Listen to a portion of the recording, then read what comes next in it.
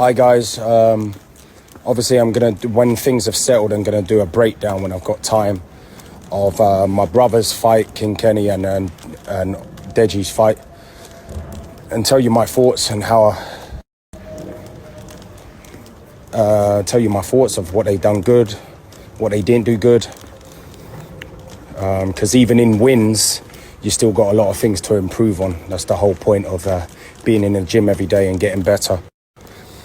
But I just wanted to touch base on a lot of people out there that don't really understand boxing and understand the rules and the commissions and all that stuff. I just want to tell you a little something. This commission for the influencer boxers is not like, because I've got a stable of pro fighters. That's what you lot seem to forget. I've got a stable of pro fighters that are licensed under a full professional organisation commission. So over here in England, the main one is the British Boxing Board of Control. That's the one all my fighters have licenses with. Obviously, in America, you've got the New York State Athletic Commission, you've got the Nevada Athletic State Commission and all that. They're all the real ones over there as well. I'm not saying real, I'm just saying the full professional ones. Now, regarding this event on August 27th, all the fighters had a meeting with the commission before the show started, right? To go over the rules. And the way it was told to us is, it's semi-professional boxing, but there's professional elements to it. I.e., the gloves are 10-ounce gloves. There's no headgear, for example. But there's a but. As it's semi-professional, just like how it would be in an amateur fight. If you look at amateur boxing, right, as soon as someone gets a clean hit, the referee gives a standing count. Why? Because they're novices, right? So a lot of influencer boxers, they're all novices. So their duty is to protect the fighters from very serious injury, because what you got to understand is boxing is dangerous and there's a lot of deaths that happen in boxing. So if you're talking about influencer boxing, yeah, that don't have a full professional license, some that haven't even been boxing for long, them wearing 10-ounce gloves is very dangerous. So going on further to my point, if you looked at the event as a whole, the referees were very consistent in giving people standing counts when a big shot was landed. Now, I admit that in professional boxing, my brother's case, right? In professional boxing, if that punch landed in professional boxing, then the referee would have allowed it to continue to see what happens in the second phase. What I liked about what my brother done, that even though he got rocked, if you see in the fight, and they showed it in the slow motion replay as well, my brother went right to a high guard, which tells me that he still knew where he was. That's very impressive to me as a coach, that he went straight to a high guard when Faye Sensei started charging in for the second phase. So as I say, if it was a professional fight, who knows what would have happened if the referee allowed it to carry on. But that couldn't happen because, why? Because it's a semi-professional fight.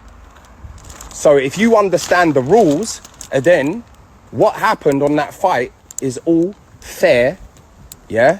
And there's no dodgy shit about it, because you lot weren't in the meeting that the commission had with the whole card and told us this is not professional, this is semi-professional with pro elements, meaning no head guards, 10-ounce gloves, but they will protect the fighters when they feel fit. So then, when it comes to the first round, when my brother got rocked and he gave a standing count, that standing count is designed in influencer boxing under the rules of the commission. That standing count was designed to allow my brother to recover. Okay? Obviously, my brother recovered really quick. He was ready to go and looking strong and focused and everything, which was really impressive. But it's designed, any fighter that gets hit with a big shot like that, is designed so they can recover, because they're there to protect. So that standing count is not designed for the judges to go, oh, well, because he landed a big shot, he automatically wins that round because he got a standing count. Under this commission and under these rules, and because it's influencer boxing, and because they're not pros and they're semi-pros, right? The fighter still has an opportunity to still win that round, because the count really, it doesn't affect the outcome of the whole round in a whole, just because he landed a big shot under the rules that were given to us. Okay, so based on my brother getting rocked 40 seconds into the first round, but then dominating the rest of the round in that first round, in my eyes, right, it was I would say a 10-9 round, because my brother did lose the round. He didn't draw the round. Even one judge gave it a draw. He never drew that round. I hold my hands up and can say my brother lost that round. Yeah, but based on under that commission and those rules and him dominating the rest of the round, I give it 10-9 to Sensei. Okay, so from round 2, 3, and 4, and then that's up to debate for everyone.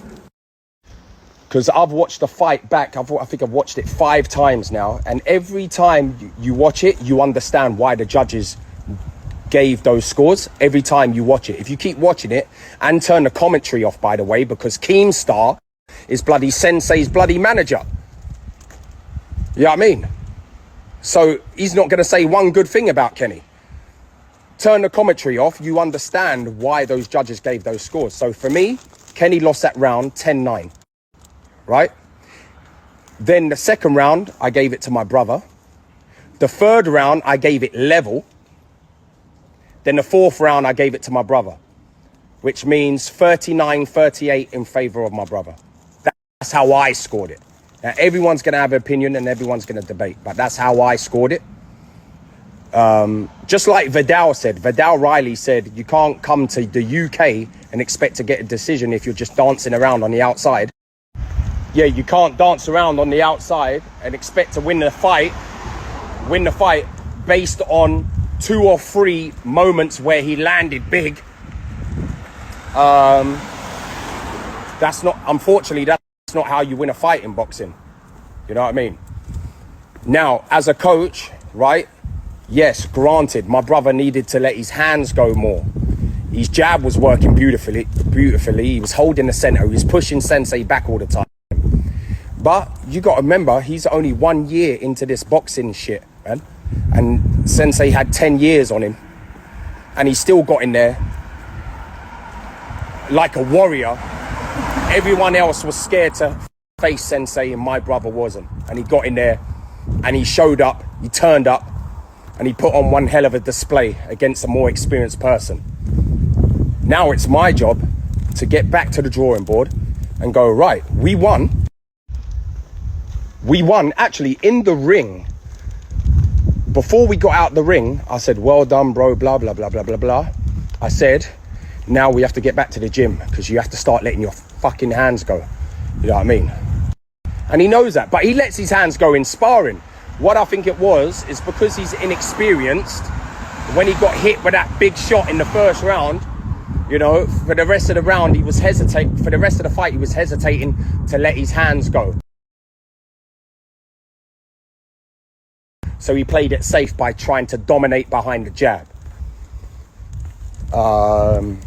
So yeah, that's my explanation.